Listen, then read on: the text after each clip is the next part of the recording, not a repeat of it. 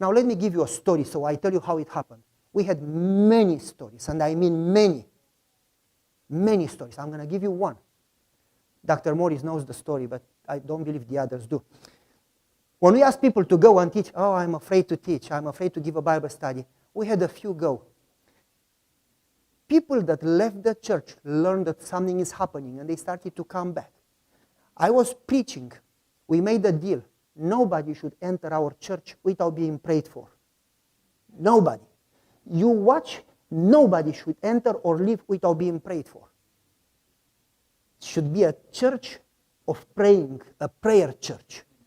And so a lady came late. She had blue, pink, crazy hair. She had rings all over. I mean all over. She had chains. She came late and she left early. When we were singing the closing song, she left. Now, nobody prayed for her because the saints were singing. And so I said, nobody leaves our church without being prayed for. So I left the saints singing and I walked. They thought I go to the bathroom, I could not hold it. I was not going to the bathroom. I run after her. She sees me. She runs to the car. She tries to open the door. I stop the door. I want to go home. I said, calm down. You'll go home. I don't want to talk. I said, that's okay. I will do the talking. I said, tell me your name. Okay. She told me her name. I'm not going to say her name. I didn't ask her permission to tell the story, but anyway. I told her my name. I know. I Googled you. People can Google you, I Googled you. Okay. And then she says, without me even saying anything, I don't believe in God. I said, what are you doing here? This is not it's not a theater. This is a church. I know. What are you doing here? I don't know. I heard something good was happening. But you preached about prayer. I don't believe in prayer. God doesn't answer prayers. I said, I know. God doesn't like Americans. He answers only Romanian prayers. She looks to me and she says, you crazy. God answers every prayer. In my mind, I got you.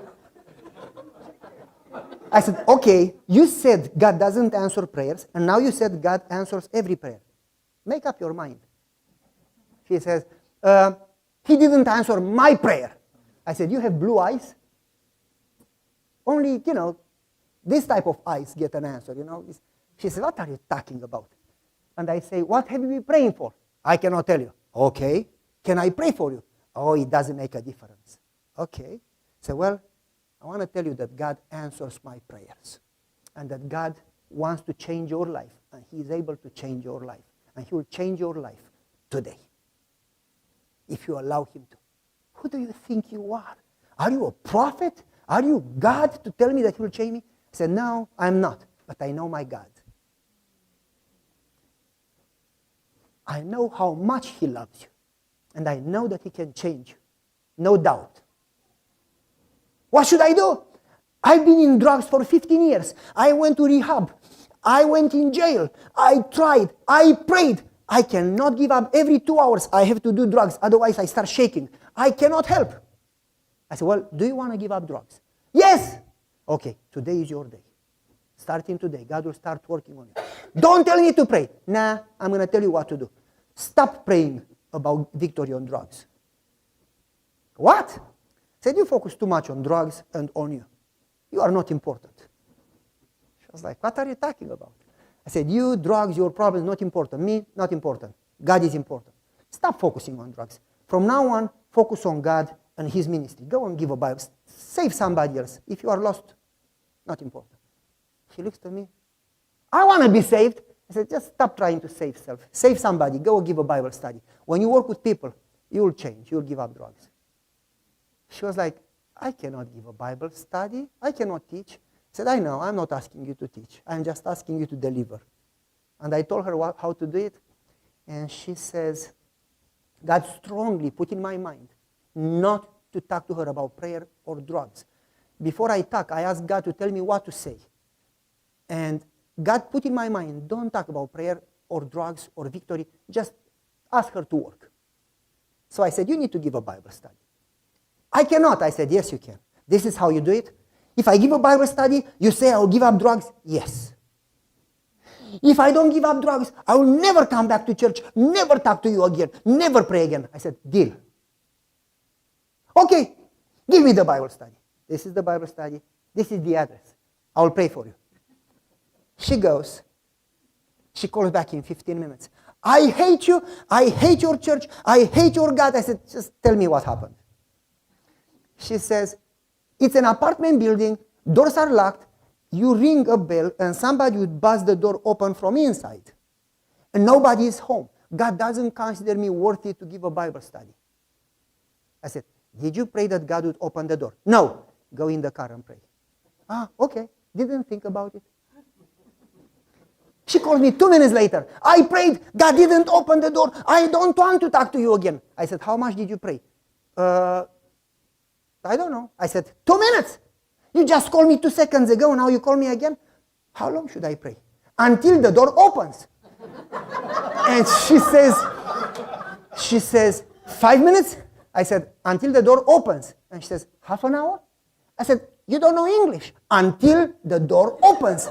I cannot do that. I have a family. I have kids. I have a job. I said, do you want to give up drugs? Yes. Then stop arguing. Get busy praying. She says, but how long? I said, until the door opens. You pray in the car. You don't go home. You don't go to sleep. You don't go to work tomorrow. You get retired. You die in the car praying. And you say, Lord, I'm not going to move before the door opens. And then I said, this is the covenant that I make with you. As long as you stay in the car, I don't go home, I don't eat, I don't sleep. I'm going to pray in my office until the door opens. We together will pray. Okay. That was around 2:30. She called me at 5 p.m.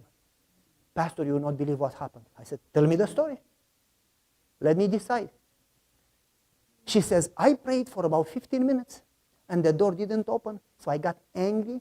I stopped praying and I opened my eyes and started to argue with God. Why don't you open the door? I need to give a Bible study. I need to change. I said, lady, you just started to pray. I said, what do you mean? You said you prayed for 15 minutes and then you started to argue. Prayer is the opening of the heart to God as to a friend.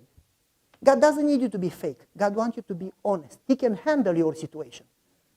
And I said, when you started to open your heart is when you started to pray. So I said, now tell me what happened next. Well, when I opened my eyes, I said, please let me do a Bible study. The door opened. And she said, somebody was taking the trash to the trash container.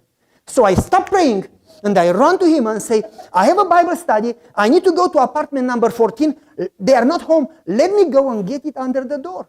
The guy says, no, if they are not home, I cannot let you in. But I am upset with you. And she says, with me? You don't even know me. And the guy says, I asked for a Bible study and nobody came. And she says, no problem. I can give you a Bible study. Go back to the pastor, get another one, come tomorrow and give it to apartment 14. He says, okay, come in. I said, I'm not supposed to come in. I'm supposed to deliver and say bye. The guy says, no, I know nothing about God. I need you to come in and help me. And she says, he took me by hand. And for some reason, I got in. And she says, he's a tall guy, long hair, leather jacket, motorcycle guy. And she said, he left me alone in his apartment and he left. And she says, wow, why would he leave? He said, sit down, and then he left. She started to pray for protection. And she says, I was tempted to leave, but somehow I felt that I should stay. He came back with 11 other guys, all tall, leather jacket, long hair. And he says, folks, we have been praying and asking that God would give us victory over drugs. I've been praying that prayer. God sent us an angel. Sit down and listen to her. And she started to cry and she said, I'm not an angel. I've been in drugs for 15 years. And the pastor told me that if I give a Bible study and stop focusing on self, God will give me victory. So I guess you need to give a Bible study.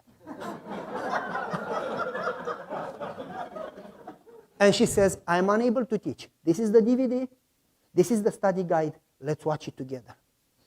And she says, Pastor, when the DVD was over, those 12 guys and me, everybody, we were all crying.